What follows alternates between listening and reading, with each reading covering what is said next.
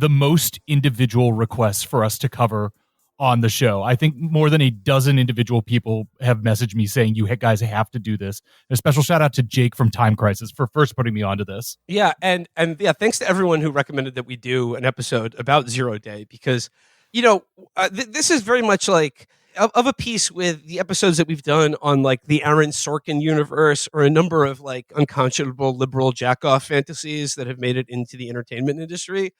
But I really have to say that this one is a new level. It is pushing the medium forward in astonishing new ways. So 0 Day is a 6-part miniseries that just premiered on Netflix that is created and written by, or one of the co-writers and co-creators is the former head of NBC News. And what it is essentially like, Chris, you described it as like, what if you took all of the events of like the last 4 years of politics, put it in a blender, and like poured it into a container that was like, this is the reality that should exist had Kamala Harris won the election. And what it is essentially like Robert De Niro plays an ex-president who is sort of called out of retirement to basically be sort of like a Robert Mueller / 9/11 commission head, who's also suffering brain damage. But don't worry, it's not senility. He's just been hit with a Proteus gun. Yeah. Initially, you think like, he's senile, or he has dementia. His mind is going. But then they introduce Proteus, which is this obvious Havana syndrome stand-in. But the way they talk about Proteus is, I don't know, if The Conversation was a bad enough movie to be featured on Mystery Science Theater. There's so many horrific scenes of like De Niro just, and by the way, I admire people who phone it in, but this was too far for me with what De Niro did here. There were scenes where Lizzie Kaplan is trying her hardest, like acting her ass off, and De Niro's just like, fake news is more popular than real news nowadays. And it's like, can you like drink a fucking coffee or something? Can you show any investment? But he goes around and he's like, I'm experiencing attacks from race. And then some deep state guy will go, you don't even want to know about what Proteus is. I was thinking, so like I said, this is like, it's liberal jerk off instructions is this show. And like, it is bad in a way that is truly extraordinary. Like the how bad it is matched only by the level of A-list talent that they shanghaied into doing this, which is like, I feel like every moment I'm pointing at the screen going like, it's Matthew Modine. It's Angela Bassett. It's Jesse Plemons. It's Connie Britton from Friday Night Lights. That's true. It's very, very, very impressive. Matt Damon is on Ozempic, so that's fun. But like how they were cajoled into doing this is beyond me, because it is truly Drek. But I guess the way I'm going to set this up is like I'm thinking about this in terms of like our Aaron Sorkin series. And Matt, I told you. When I was watching this show, I was really struck by something that you said during our newsroom episode, which is we all remember the conceit of the newsroom, which is like a show about news that happened 2 years ago, but like it taking place in a reality where Keith Olbermann still had a TV show, and Jeff Newsroom could like get the damn story right about whether Gabby Giffords is dead or not. It's a Proteus. I have to kill myself now because Proteus was mentioned. I can't let the secret of Proteus get out.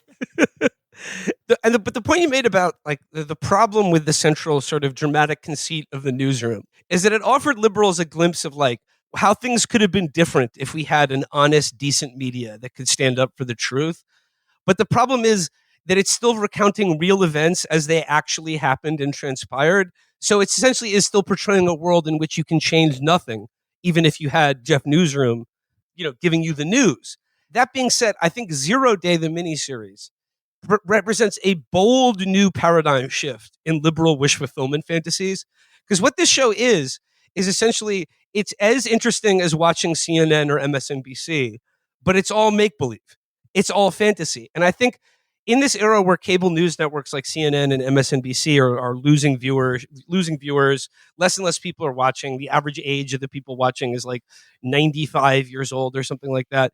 I think the cable networks need to like take this as an example of what they should be doing, which is not covering the news. It's creating a TV show that looks like the news, but that shows people what they want to see. We've long recommended something like this. Basically, something similar to my, indulging the fantasies of crazy people governmental department, that there would be a parallel fake politics that is run sort of like Love Island for America's stupids, which occupies 250 million people. But what's so interesting here is the liberal fantasy is a version of the sledgehammer trial from Turkey, but done by Joe Biden. Yeah. That's really and it would be a secularist. I mean, it would be, sledgehammer if it was pro-secularist, if they were taking out the anti-woke religious people, which I think liberals do need to embrace Kemalism. I think they're halfway there already. And like I said, the fact that this was co-created and co-written by the former head of NBC News is as we'll discuss, the plot of this show. I won't say it's shocking, but it is revealing to consider that there are numerous parts of the show that are so stridently authoritarian and terrifying, but presented, but they're all presented as this is what we want: an honorable bipartisan president raping and torturing Tucker Carlson to death. So hard to know where to begin with this show. I'll just do the best I can to recount how the plot is set in motion. So it begins here, and we see sort of a day in the life of former President Nick Mullen, played by Robert De Niro, and he is an ex-president who's working on a memoir and sort of settled into retirement in a beautiful home in the Hudson Valley. But then you guys remember the thing with the bird feeder? It begins to suggest maybe he's losing his mind because he's oh, the bird feeder's out again. I thought I filled it yesterday. Yeah, there's a callback to that, which I think is actually the most interesting thing about the wish fulfillment in here. Basically, they're saying Biden wasn't senile. He was in fact being spied on, possibly by his bitch daughter, and being hit with Havana syndrome. That was made by the NSA. That was made by anti-secularists in the NSA. So his name is George Mullen, but for the purposes of our show, he is ex-president Nick Mullen. And there's also a Russian hacker named Felix in the show as well. Yeah, but he also went to Dalton, so he's a composite character. There's probably a director's cut where they're and he also spent some time in Cincinnati, but actually was born in Indiana. And he worked for Slate for a brief period. He was in the DSA when it was just him when he was in his 20s. And the only other people there were sort of 89-year-old Jewish guys who were passing non-binding resolutions calling Hugo Chavez a dictator. And his name is Felix Menaker Chrisman Frost Christopher. So, like I said, as the show begins, we got Robert De Niro is described by the woman who's helping him ghostwrite his memoir. She says of him, "You were the last bipartisan president." And this is a theme that's referred to over and over again. But here's a question I have for you, Felix and Matt. How long ago to the events portrayed on the show was Robert De Niro president? Was President Nick Mullen in office? Was he a president in the 70s? Or did he just finish his term? I was not clear about this. It's implied to be about the general time frame between us and the second Bush presidency. Okay. And I guess his former vice president, played by Angela Bassett, President Mitchell, is in office right now. And basically, we hear from De Niro we hear his catchphrase, "Greatness requires greatness." I just about vomited when I heard this because it was I don't know. I try to keep an open mind about things. I try to give them my undivided attention, at least at first, before I start playing whatever game, because you can be surprised. But when I heard that, I started freaking out in front of my window so the NYPD sniper that is constantly pointing a laser at me would finally kill me. And here's another element of the kind of the soothing, everything's all right. Shh, it's going to be okay. It was all good. No, you did nothing wrong. The sort of the liberal JO fantasy here is another thing you have to remember about President Nick Mullen is that he was a one-term president. Now, I can handle a lot. I can handle a lot from political thrillers and the media and the fake news. But trying to make a one-term president the hero of your story, not going to work for me. He's a fucking loser and will always be a loser. And it's very clear, he didn't seek a second term because his son died. Would that remind you of anything? But it's actually because he fathered a child out of wedlock with his chief of staff. And by the way, that's the opposite of Joe Biden. If his son never died, Obama would have never put his finger on the scale. They would be like, Joe Biden, get the fuck out of here. We'll just end the country before we let Bernie win the nomination. We'll just do a false flag nuke. But because his son died, they're like, okay, I guess we have to do it for him. So like these things, the last bipartisan president we've ever had, who's also a one-term president who chose not to seek re-election, but is still highly respected from members of both parties. He's working on a memoir. His ghostwriter visits him in Hudson, New York, and like this is all within like the first 10 minutes of the show.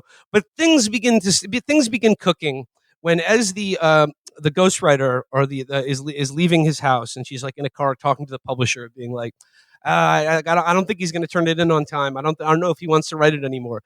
Then we see the GPS go out. The traffic lights go down. And I was like, I wonder if this character is going to be a love interest for De Niro later in the show. Nope. The SUV gets obliterated on the train tracks by just like a freight train hitting it. What has happened, folks? That's right. The 0 Day event. I thought it was an EMP attack, but no, it's Cyber 9/11. Where like basically at the same time, everyone's phones send them a little message that says this will happen again. As like every single like air traffic control, every electrical and computer system in the country blacks out for like a minute. And as a result of that, like thousands of people die. It's Cyber 9/11. The country's been attacked. Our homeland has been cybered. There's no Baron in sight to help us. Baron Trump does not exist in this universe. He cannot help us with cyber. And then we've been to see like, the nation's government sort of spring into action. And then like, they create a commission. And like the funniest thing here is like they create a commission that's like an emergency powers commission, of which like the head of which will receive basically unlimited authority to investigate Cyber 9/11. And they give De Niro that role. And by the end of the first episode, it begins to become clear that De Niro is suffering from some sort of cognitive decline. And I was like, oh, they're trying to make it realistic. Rest assured, it is not his fault. He has been Havana syndrome.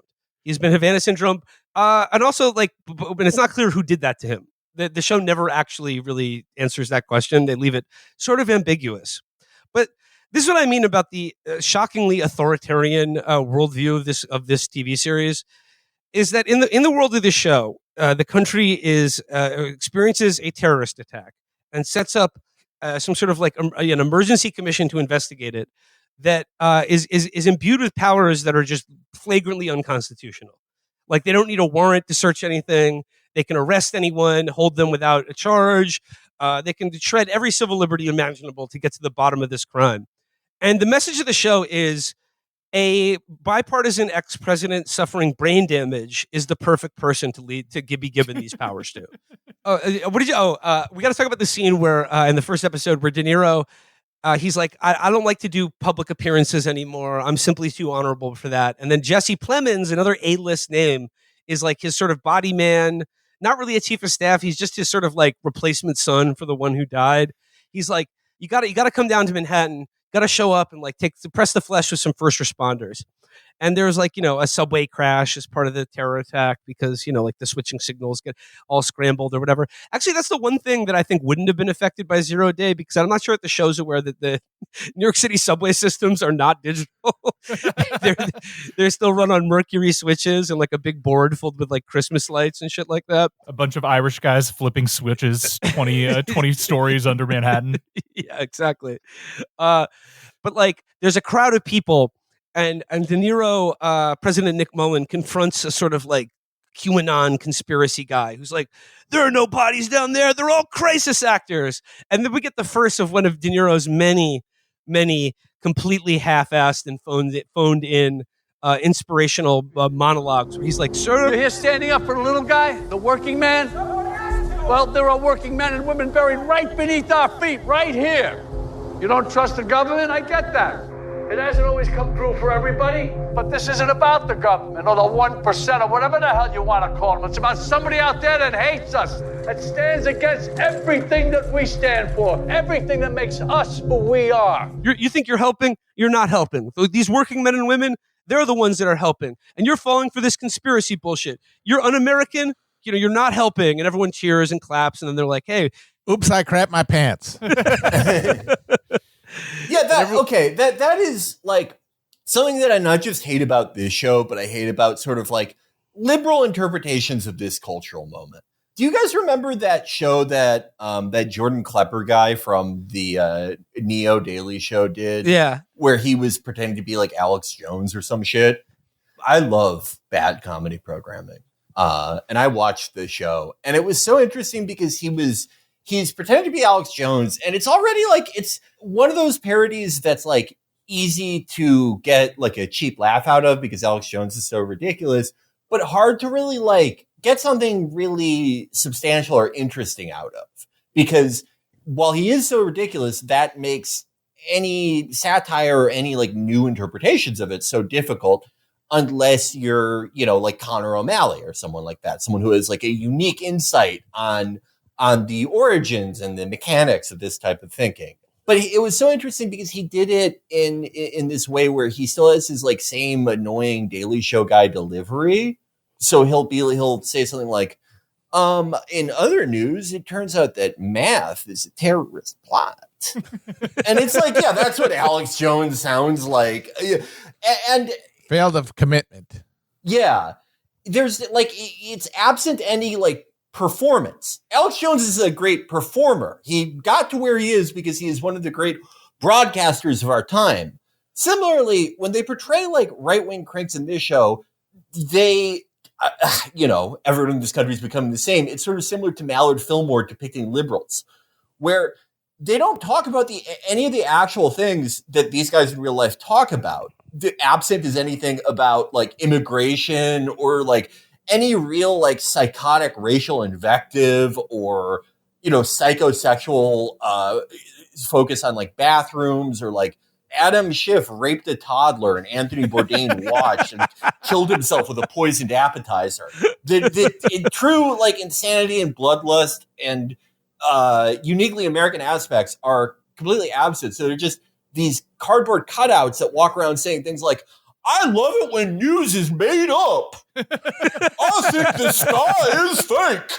Oh, the sunset? I think the sun is a big gay guy. And so they're these tomato cans that are walking around waiting to be deflated by this amazing liberal newsman or president or whatever character your thing is centered around. And they do that here when they introduce this guy who's like, I think the tunnel isn't real. Every time, when you go to the store, I think that all the women who don't smile back at me are actors. And Robert De Niro's like, why don't you read an encyclopedia for once? Let's work together. So they do a Tucker Carlson character who again, no performance, no racial played by invective. Dan Stevens. Played by Dan Stevens, who, again, sounds like Jordan Klepper. And in his show, he doesn't, there's no immigration stuff, none of the actual right-wing topics. And he literally says the phrase, all right, truthers, let's keep truthing.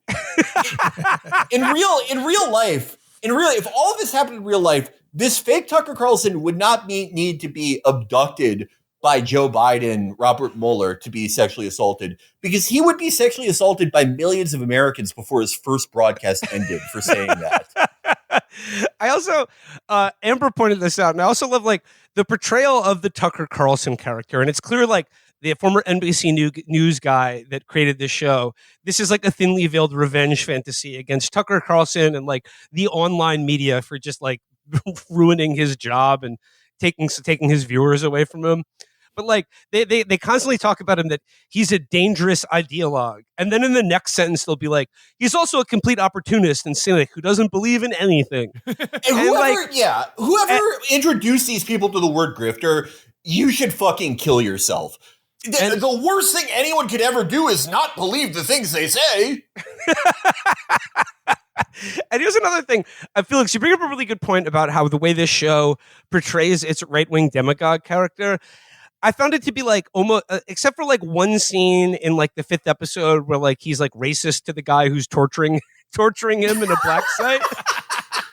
That's Which bad. How you know need he's to be right racially sensitive to your enhanced interrogator. Yeah. I mean, come on. I mean, let's say he has reason to feel rage mode about the guy currently putting a plastic bag over his head. but like I found like on all of the Tucker Carlson characters' broadcasts, it was like you're totally right, Felix, that it was like devoid of any actual right-wing political beliefs. And it seems like the Tucker Carlson broadcaster, played by Dan Stevens, the only thing he talks about on his show, or his only political belief, is that President Nick Mullen is a scared old man. This guy who was president like 15 or 20 years ago. Like, can you imagine if that's what Tucker Carlson's show was like? Yeah, he was like, yeah. Jimmy Carter? Where is he? We haven't seen him. Fact is, he's old. He's old and weak and probably pissing his pants right now. Will it get on you? Who knows? Tucker Carlson doing 100 episodes in a row in like 2010. Let's go to Gerald Ford's house and kill him. It's the highest rated show on TV. They can't get enough of this. They all hate Gerald Ford. And it's just like, it seems like the characters on this show that are supposed to be political, and like all of the people who play politicians on the show, it's like it's never really like Matthew Modine's supposed to be the Speaker of the House, and it's pretty clear he's a Republican. And Lizzie Kaplan plays Alexandra Ocasio-Cortez, who's also President Mullen's daughter. It's pretty clear who's supposed to be a Republican or a Democrat. But like those words are never spoken on the show. Like you never hear the term Democrat or Republican or Democratic president or Republican Speaker of the House. But they just represent the normal politics. And then there's like the wacko, crazy, evil politics. And the tagline for the show that they used to advertise it is "The truth has been weaponized." Fuck off. Like a phrase of such nonsense. Like it's just such a meaningless phrase. From the mindset brought you as a Cold War kid. Felix, I was dying over that. That's awesome. Slotkin was born in 1975. Which means she was probably not able to talk until she was 15, and she's going to act like she was following the SALT negotiations. By the time you were reading, the party was long over, lady. I had someone like complaining to me that like it's technically correct. She was born during the Cold War, and I was like, if a phrase can apply to every American born between 1948 and like I don't know 1991.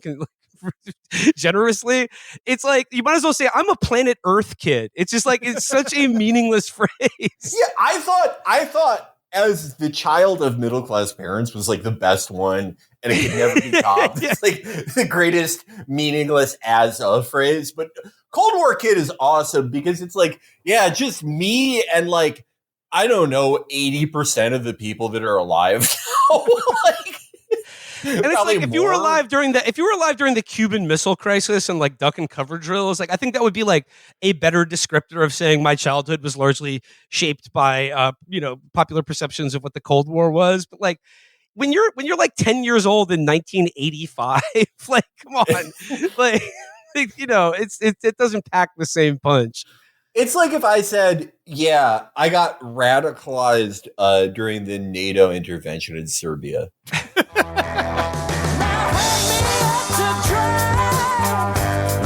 No, but the thing I wanted to say is that, like, in the Dan Stevens Tucker Carlson character, I thought the show was very studious in making it, like a horseshoe theory thing where it was like they were trying to like intentionally fudge the difference between having left-wing politics and right-wing politics.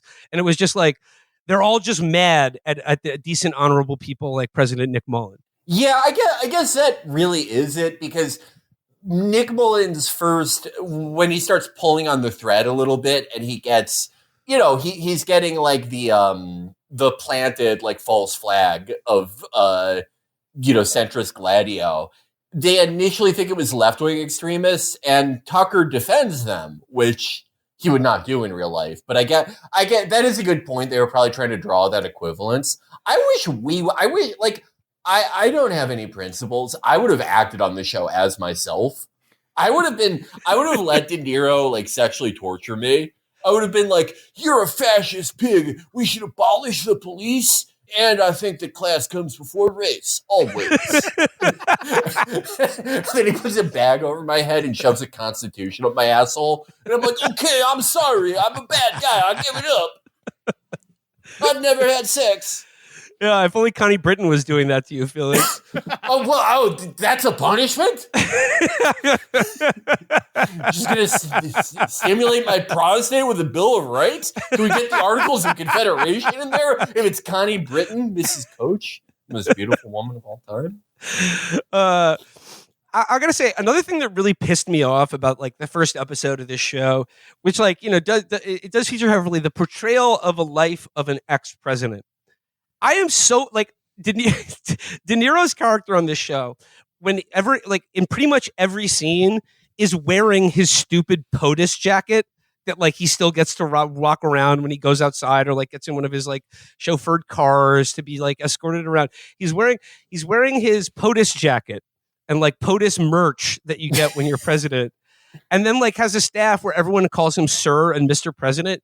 Not only do I think ex-presidents should not get Secret Service protection, the idea that everyone has to keep calling you Mr. President until you die is repulsive to me.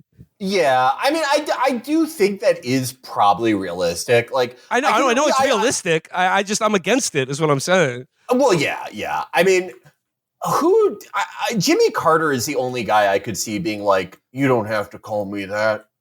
I'm burning all my president shirts. But like, you know, all of that. Can you imagine what George H.W. was like? He was probably torturing people with that. Another aspect of the show, like I said, is like Jesse Plemons. Like I said, Jesse Plemons plays his sort of a body man, his guy Friday. I don't know how you describe it, but like he's a loyal ex-aide to the president who's also having sex with his daughter, who is the most thinly veiled analog for AOC that I've ever seen, played by Lizzie Kaplan. The interactions between Jesse Plemons and Lizzie Kaplan and their sort of like DC political romance, Felix, I think you should sue them for plagiarizing Push-Pull, because like there's a scene where they're like, so are you staying over for the night? And then like Lizzie Kaplan's like, you may advise, but I may not consent. And then they're like, can we table this for a further resolution? And they fucked. It is so much like Push-Pull. It's insane. I should check if I don't know, if I got hit with Proteus and I wrote this movie and don't realize it. I may be owed a payment. Two of the most beautiful and wonderful women of TV of all time are in this show. Connie Britton, Mrs. Coach, and Lizzie Kaplan. Lizzie Kaplan, one of the greatest of all time. And party down. They defame her and dishonor me as a viewer by making her repeatedly have sex with an Ozippified Jesse Plemons, who looks really scary. Terrifying. Right now that he's skinny. Looks like a really scary guy. Like, when he was Todd, I thought he was amazing as Todd in Breaking Bad. I love him as an actor. But there was like sort of a familiarity in he's not fat. He just has a big old head. But now that he's Ozimpified, it's like, oh, you must do Todd stuff in real life if you look like that. Careful, Felix. Let's not be too hard on people who are slightly overweight and have large heads. Okay. No, I'm saying the opposite. I'm saying that having I have such a big. I bought the biggest helmet you can buy for my Chinese Air Force helmet after I got fat 2 years ago, and I tried putting it on, and obviously I couldn't. And I was like, okay, well, this will be like a fun thing that I can wear once I lose all the weight. And then I did, and I can't get it past my fucking temples. I'm never joining the Chinese Air Force because of how big my head is, and because I'm not Chinese and don't know math and can't see well. But like, I think in the Lizzie Kaplan character, like I said, the thinnest one removed from AOC. Her name on the show is Alexandra. Okay, they're not even trying that hard. But like, definite like the boomer mind poison on this show is very strong, because like they reduce like a political disagreement between a young liberal congresswoman and a former president to just be like, she's his fucking bitch daughter who's just doesn't like him because he, made her come home from high school. He got mad at her for breaking curfew one night. And it's just like this familial psychodrama between the ex-president and his daughter is like I think they map over like it's just like this show is the answer for like liberals like who watch the show or who the show is designed for to just be like, how could this happen or how could it have happened differently? And I think their answer for like why AOC, who by the way supported Biden more than almost anyone else in the Democratic Party, AOC would never do centrist Gladio. She would kill herself with a Tonto before subjecting Joe Biden to Proteus. And I just think that they're like the political disagreements young people have with Joe Biden are because they hate their parents and are ungrateful. And that's basically the plot of this show. That's basically what happens. Yeah, and there is also this implied thing that she like does resent him for the death of the son who overdosed. But it's also like the show is heavily, on the side of like, well, that's like unreasonable. He had to be president. I thought as soon as the dead son was introduced, I thought it's got to be a military thing. It's got to be a hero. No, it turns out he OD'd. But on the scene where it's a flashback where De Niro is like walks into his son's drug den and finds his dead body, and he's got like a needle in his arm. It had one of my favorite TV tropes whenever they're trying to show how scary and awful drugs are. Is that like it would be one thing if like he's dead, overdosed, still got the belt around his arm and the needle spiking the vein or whatever. But it can't stop there. It also has to show, I don't know if you caught this, like on the floor next to his dead body, like every other kind of drug, including marijuana joints and pills.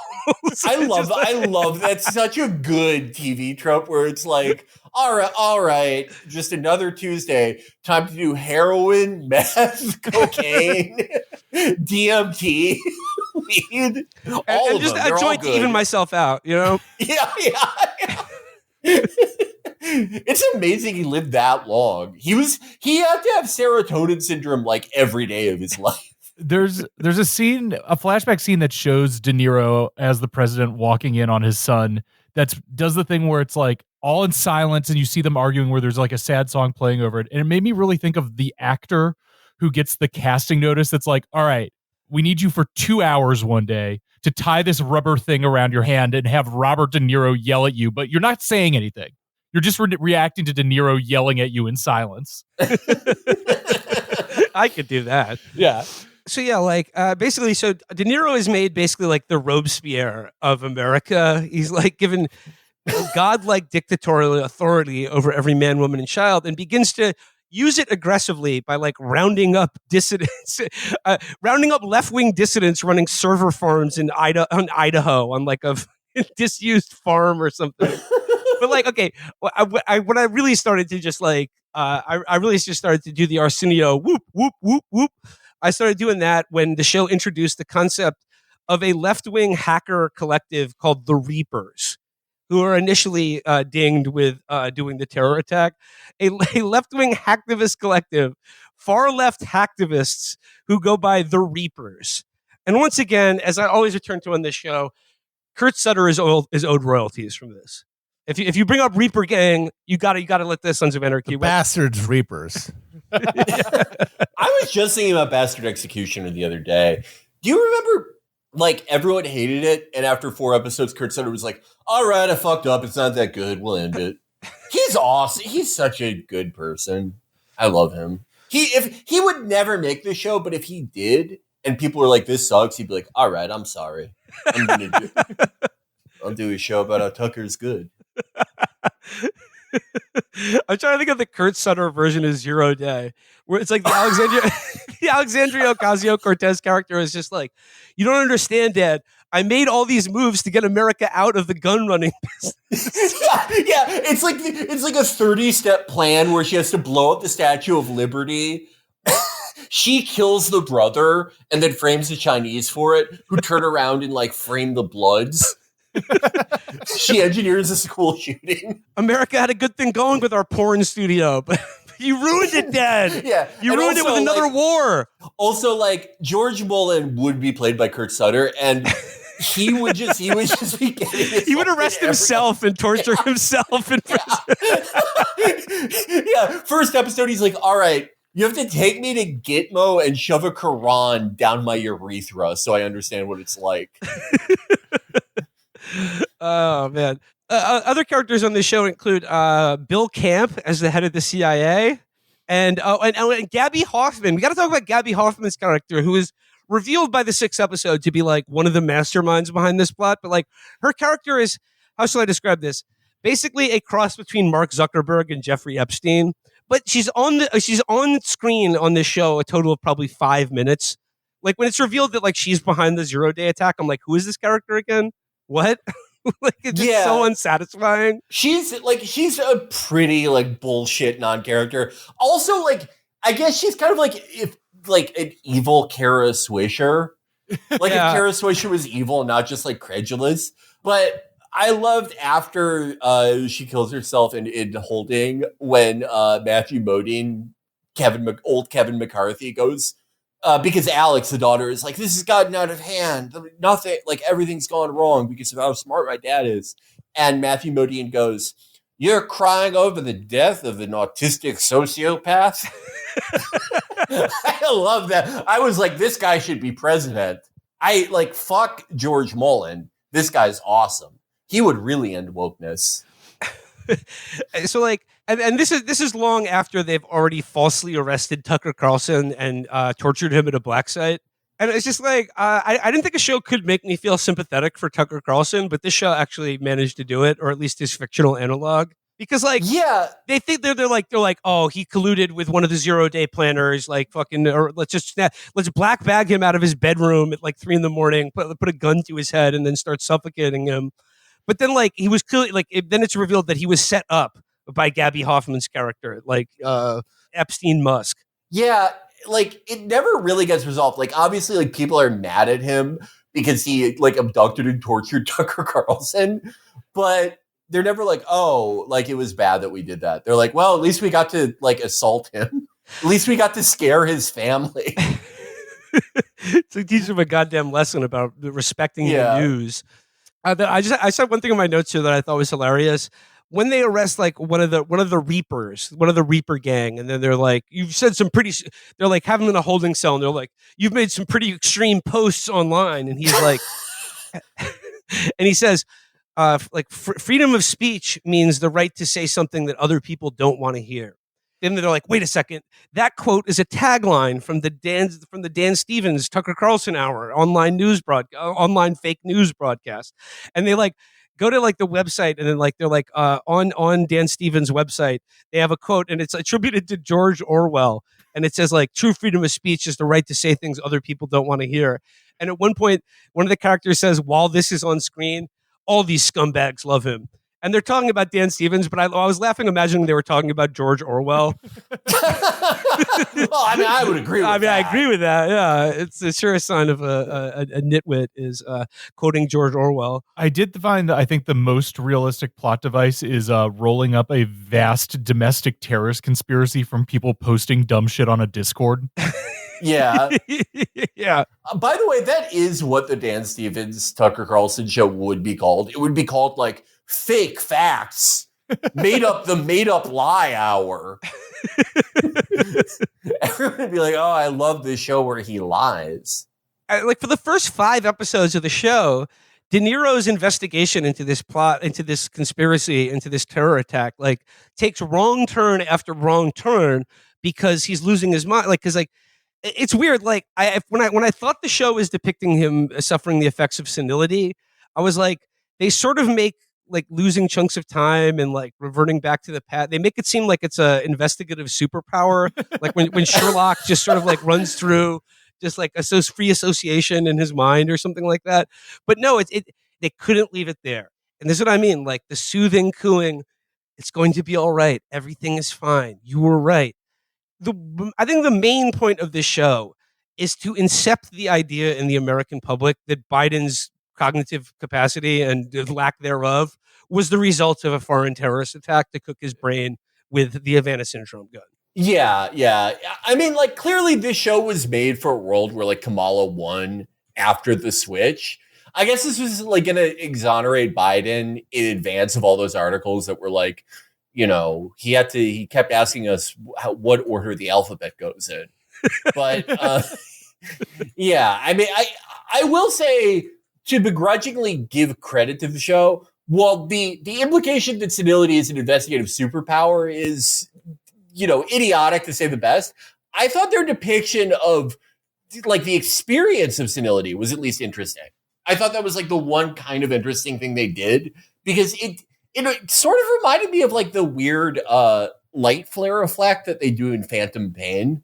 So it reminded me of something I like. Well, you can't fault them for that. That's one thing in the win column here. It's definitely relatable. I say that. I watch the 0 hour. It's like, what day is it? What? Who are you people? I was like, thank you. Representation. Thank you.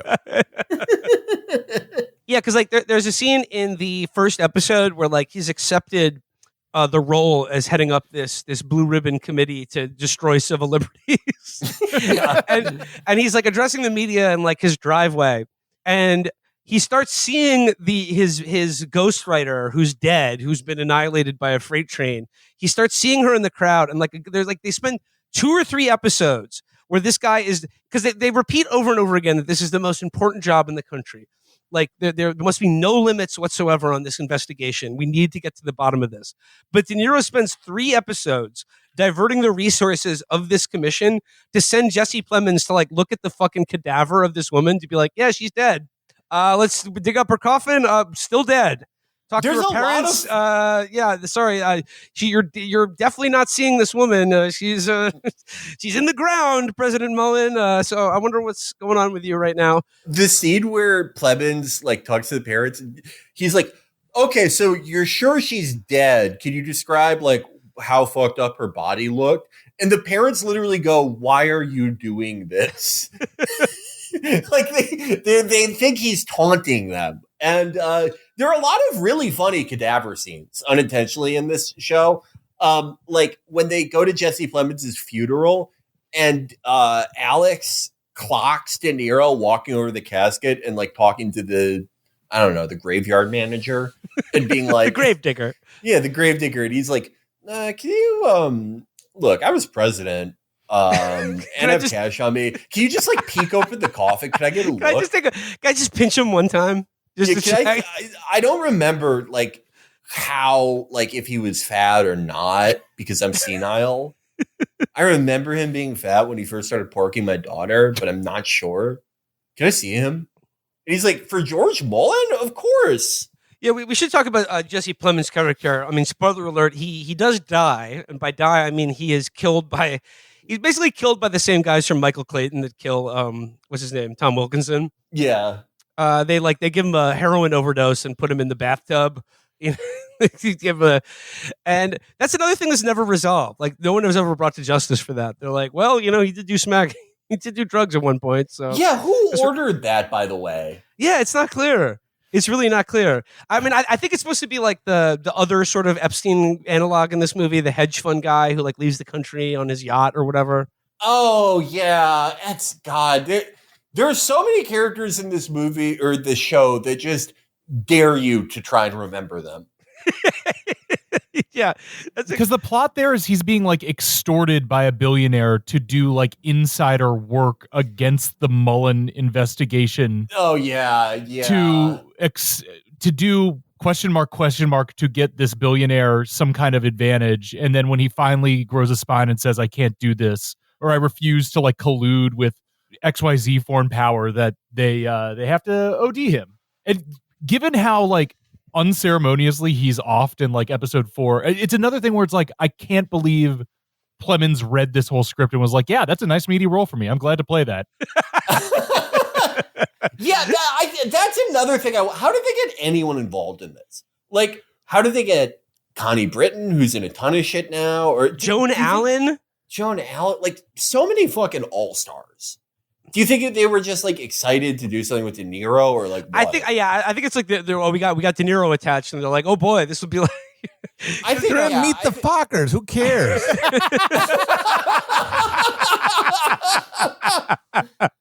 Let it go.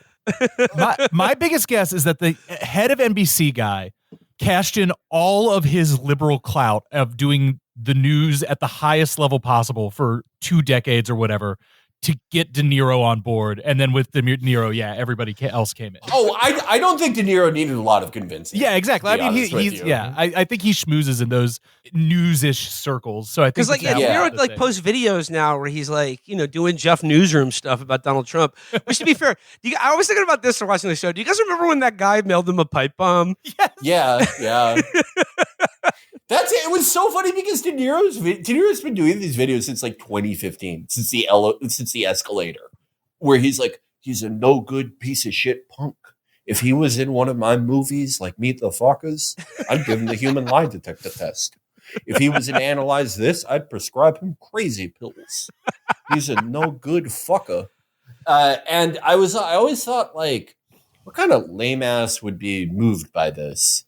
Because, everyone sort of joked about it. I think they were only popular with like boomers and shit. But they were like charming to me. I never held them against him. I think it's funny when a guy's like that, or like Peter Fonda, and it's like someone should rape Barron. The two types of old liberals in Hollywood. Yeah, facelift. Oh man, that was when he said that and then instantly died. What a talent! I loved him. But anyhow, yeah, it was like who would be moved by this? But apparently, some guy was like, "What? Donald Trump wouldn't be an Analyze That. I'm gonna fucking kill you." Calm down. And then like mailed him a pipe bomb that was literally like chemically and physically incapable of exploding. Of course, yeah. Do you think that was always the thing with like the January 6th pipe bomb? It's like, I will give any Trump guy $1 billion and all the materials of the world. I don't think they could make one. No. So yeah, like I said, like it's hard to describe the plot of this show because like watching an episode of this show feels like watching an hour of cable news, and I don't remember any of it, even though I took notes. But like, there's the revelations about the Proteus program, which was like, the NSA's way to like scramble someone's brains. They're like assuring you the Havana syndrome is totally real. But I think we need to get to like the twist at like around the end of episode 5 of this show is when it like truly became another level of terrible for me. When they do January 6th against De Niro. Yeah. That's in there as well. That was a good one.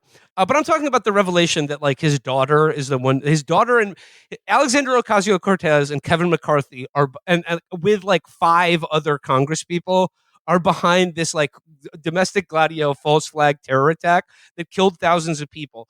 And like when they begin to try to explain their reasoning behind this, it was like, so like I just want to know like what do they think was going to happen? We're gonna work with the Mark Zuckerberg character to like crash the nation's computers for a minute, kill thousands of people, and then use the powers given to the committee. But like Matthew Modine was like, oh, the plan was that I would be in charge of the committee. We didn't realize the president gets to appoint the person, and I thought it was going to be me. Oops. Guess we shouldn't have killed all those people. But they were like basically like we need to trash the Constitution. We need to like have the extraordinary law enforcement powers of this committee to do what? And it's like it's basically to neutralize the quote the far left and the far right crazies and return to an era of civility and bipartisanship. And like this is so weird because like it's obviously like this show is the product of diseased centrist bipartisan lib thinking. But like they make the bad guy like essentially voice their opinion, and I was a little bit of like, did the people who write this show like when Matthew Modine reveals his like grand plan at the end of it, did they want you thinking, he's got some points? I think that was it. And it's just so weird. Like the plan also is that after this like nationwide terror attacks that no one can identify a perpetrator, and it's scary, and no one can get money out of the bank, and it endangers trust in all institutions and all manners of life, that would actually bring people together, which is like, is this your first time here? Like, what country, what era in time do you think you're in? Oh yes. The show does a harrowing job of depicting what will happen when the banks are out of money. Trademark Matthew Brady. Folks, the banks, they're out of money. There's no more money. There's no more money in the banks thanks to 0 day. This is called predictive programming. They're trying to get you ready for the fact that the banks are out of money, as Matthew Brady's been warning you about. Impossible to Google.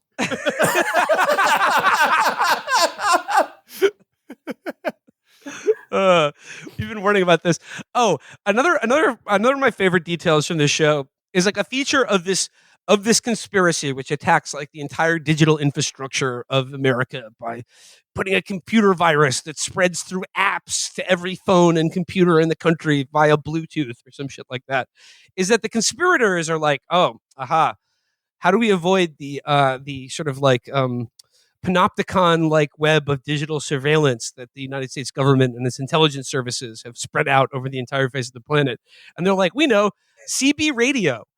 And they're like, oh, we can't, they're like, we can't communicate online because of how the NSA will just like scoop up anything. So they're communicating through ham radio. And they're like, oh, let's go to the device that anyone can just listen in on if they have the right frequency. That is straight up Independence Day. Yeah. Remember? Yeah. Like, they're like, Yeah, I do. You know, like what are the communications? Telegram, you know, like Morse code. Yeah. Passenger pigeon. So like, yeah. They hack the terrorist code by like just finding what radio frequency they're talking on, and like when they're talking on the radio frequency, like they're supposed to be using code or something, but like the code is like, hey, you know that big event that we planned and are perpetrated.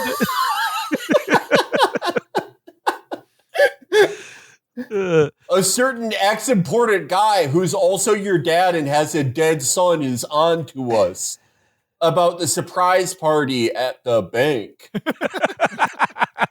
But like when De Niro like confronts Lizzie Kaplan about this, and it's just like, again, like I'm just trying to imagine the world, the universe building by the creators of this show, where their AOC stand-in would be like, you know what?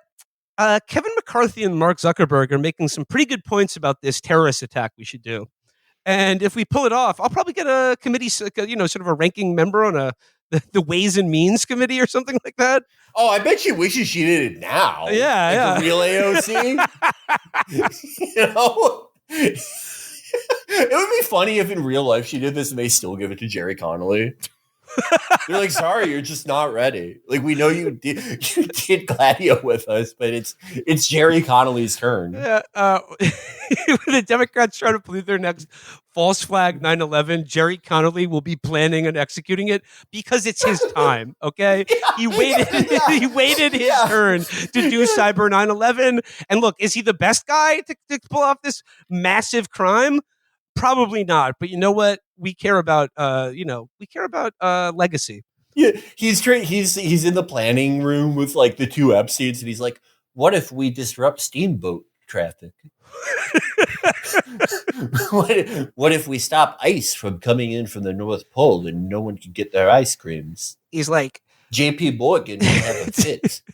To maximize the effect, to maximize the terror and humiliation that we're going to inflict on the country, we're going to make sure to turn off everyone's TV during the finale of MASH. All right, the first attack will happen in the middle of the Jack Betty show. But the communications won't come back on until Amos and Andy. By then it will be too late. Okay, Felix, and then like in the CB ham radio network where they're communicating, the conspirators are communicating, the code is they talk like Amos and Andy, and they're like, "Show, boss, we got a big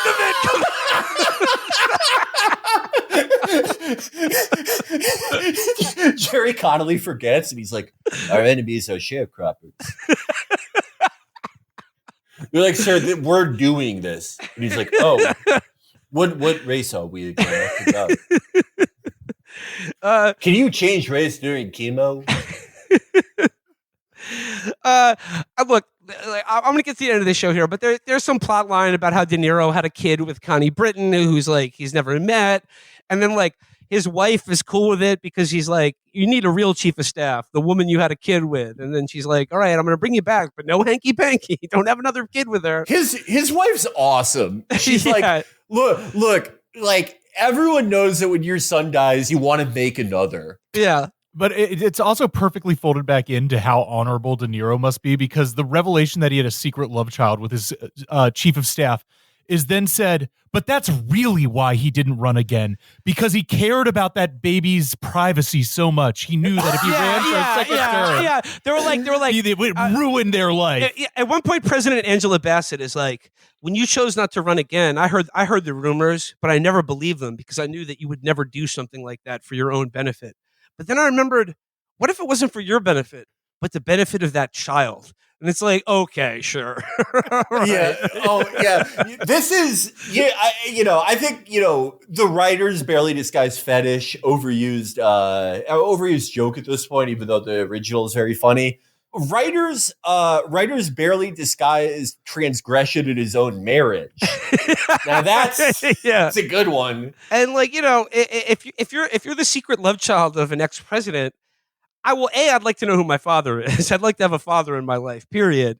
But if you were the ex-president, I'd be like, damn, I could be getting like free trips to the Smithsonian Air and Space Museum, the Super Bowl. I mean, what the fuck? I've been like, think of all the great birthday presents he's skated out on. That kid is going to get left one POTUS windbreaker that smells like mothballs when he dies.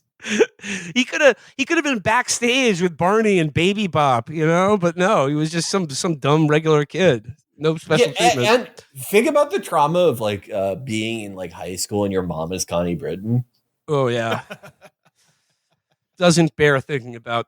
But so basically like the end of the show is that like De Niro has unmasked the conspiracy led by Matthew Modine and his daughter. And Matthew Modine's like, all right, you got me dead to rights, but like, let's just like, look, the country's in a delicate place right now. Let's just end this with Gabby Hoffman. She's dead. We killed her in prison. She hung herself in the Manhattan Correctional Center. You know how it goes. And like, let's just leave it there because like the country can't handle much more heartbreak if they learn that like 5 Congress people did 9/11. But he's like, but don't forget, one of them is your daughter, and treason is a capital offense. So if you expose my role in this, you're just only going to be, fitting your daughter for a noose or whatever. And then and then at the end, like, you're like, oh, what is this honorable man to do? And they fix this because he's supposed to address a joint session of Congress, and he's got like the doctored report that shades the truth for public consumption. But then he has some other sort of like Havana syndrome moment, and he's like, you know what? I'm going to read a letter from my daughter. And she's like, I have already killed myself. No, she's like, no, I'm going to take responsibility for this. But it's never like, I was hoping that the end of the movie would be like him watching his daughter get a lethal injection and then just nodding and being like, the Constitution is safe. I would have at least like admired the movie for that if they went like just full sociopathy and they were like, he has no more kids left. His illegitimate son doesn't count because make it so it's like the tragedy is both his kids die and then his illegitimate son is ruined by watching fake news. So it's like he has no kids. But then he oversees the execution of his daughter because the news is so important to him. That would have at least like been admirable, but they never show any. It's just like, here's her letter where she feels bad about it. And it's like, okay, is she going to prison? Is she normally I am against like everything has to be wrapped up. I think that's David Chase is right. That's a disease of the American mind in contemporary entertainment. But with something as shitty as this, it's like, can you just fucking tell me? They don't even wrap up the Proteus plot line. Like they find some wires in his bird feeder and they're like, could be, I don't know. Yeah, maybe he has Proteus. And then the last shot of the show is just him like walking his dog or something. It's so fucking boring. But there's just one. I just remembered one moment from this show that I really want to return to, and it's about the him and the Tucker Carlson character, because like I mentioned before that like the political content of this like evil right wing news broadcast is like President Nick Mullen is old, he's weak and afraid, and I'm sure he's much too afraid to come arrest me. You heard me, Mullen, you weak old man, come arrest me. And De Niro watches this and he's like, bet. And they like send a SWAT team to his house, black bag him, take him out in the middle of the night and send him to like some rendition site. And then like he's on the ground, he's like curled up and like sweating and afraid because, because he's a pussy, right? I mean, who would be afraid in a situation like that? And then De Niro comes in, kneels down and looks at it. No, because like on the broadcast, Dan Stevens is like, more than anything, President Mullen, you're an idiot. And then, like, after he's been renditioned to a CIA black site, President Mullen walks in his cell, kneels down, looks at him, and goes, "Who's the idiot now?" And I'm just like, this guy's a monster. This is like, and this is what I mean about like this show is the future of cable news, which is like was not news to begin with. It's a TV show for people who are going losing their mind. But like they should just lean into that and just like, as I said earlier, create a scripted show with like actors portraying politicians and have them say and do the things that you want to see happen. But I like as a narrative construct, this show is like the perfect manifestation, not just of liberals or Democrats, but of every American. The fantasy is, what do we want more than anything else? The ability to abduct, torture, and kill anyone we see on the internet or TV who annoys us. And this show delivers on that regard. Yeah, I mean, in how naked it is, I do appreciate that. I would have found it more detestable if there was like a big scene where he's like, "I'm sorry for assaulting you, Tucker." I'm kind of glad. No, he never apologizes for it. Yeah, I'm kind of glad that it's at least spiteful enough. Yeah. That way. They're like, yeah, like you arrested like a public figure for insulting you on TV and like literally tortured him. They show him being tortured on this show. And like, they're like, well, you know, it's where the investigation led. And it was like, and they arrested him because of deep faked photos. That was the evidence. They were like, he's connected to the plot. He's connected to the plot. We look at these photos and they're like, and then at one point, like the guy is like, these are the best deep fakes we've ever seen. Oops, that's enough to sorry about that. Them. And once again, I mentioned it earlier, but the scene where the Tucker character is racist to the guy who's torturing him is so funny to me because they're like, this is like the writers of the show being like, in case you had any doubts before, this guy is really evil. And it's like, he's the one who's been falsely arrested and is being tortured by the government. Are you fucking crazy? I mean, like, come on, like, compared to that, yeah, his racist beliefs are a rather not a venal sin, or a venal sin, not a mortal one. Let's put it that way. Yeah, I mean, like, again, we're making fun of it because it all is risible, but I much prefer, you know, any version of this is dog shit and unwatchable, but I prefer the spiteful version. Yeah. Like, if you're going to make like this fucking authoritarian and crazy and just stupid bullshit, like, at least, you know, keep it pure. I don't want any, you know, that West Wing shit where it's like, you're a Republican, but you're not a son of a bitch. I could have a drink with you. No, you should put shit in the assholes of your enemies. On tonight's Jeff Newsroom broadcast, I will be apologizing for the rape and murder of Bill O'Reilly. This one's on me, folks. I got it wrong. Hey, sometimes you step in it. Even I can be wrong. All right, that's about all the thoughts I have on Zero Day, an extraordinary TV miniseries. Like I said, I think provides probably the largest exit from reality yet. That liberals and cable news watchers will be offered in the coming years.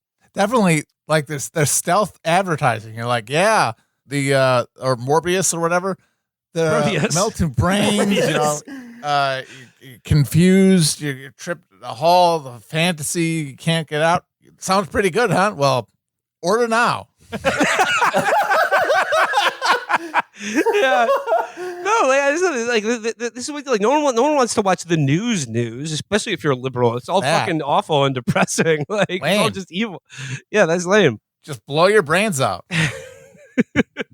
Oh, I also need to shout out that the Proteus trigger is it's a gun. Reason, it's an De Niro hears audio of the most whack of many whack Sex Pistols tracks that he then becomes obsessed with. Who killed Bambi? Yeah. Who killed Bambi? Wow. And God, I have to explain this. Throughout the show, De Niro, he's like, back in my law school days, I learned to write everything down in these Moleskine notebooks. And like very quickly, it just becomes the diary of a madman as his mind loses, like his ability to discern reality. And then like flipping through the pages, it's like all work, no play makes Jack a dull boy, except he keeps writing over and over again. Who killed Bambi? Who killed Bambi? Who killed Bambi? And I'm like, gee, I wonder where this is going. And I could not have anticipated it was the song playing in his son's drug shack when he overdosed. the worst Sex Pistols song of all time. Time to do a little heroin and throw on the soundtrack to the great rock and roll swindle. Because like again, the writers of the show is like, what would a fucked up junkie listen to? A punk song about killing Bambi. They're like, that's your heroin song. That was clearly the son's first time doing heroin. Yeah, maybe that's why. Yeah, sweet Jesus, please. Yeah. Like, holy shit! No wonder he died. He didn't even die from the heroin. Just no one's ever listened to that song doing it before.